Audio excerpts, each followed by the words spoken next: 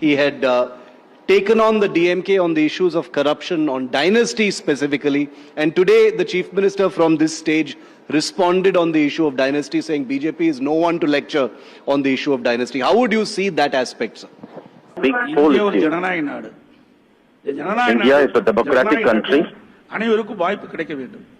Everybody should get an opportunity. But as far as Tamil Nadu is concerned, particularly DMK is concerned, only members of the family can become the president of the party. When they are in power, only somebody from the family can become the chief minister. We do not want that kind of family politics. மத்தியிலே திரு ஜவஹர்லால் நேரு அவர்கள் பிரதமராக இருக்க வேண்டும். திருமதி இந்திரா காந்தி அம்மா அவர்கள் பிரதமராக இருந்தார்கள்.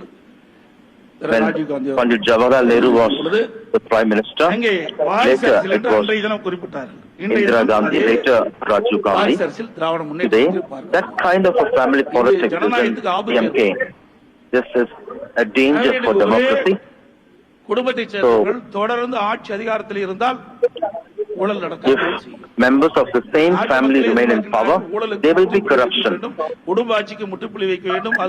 People in the state want an end for family politics.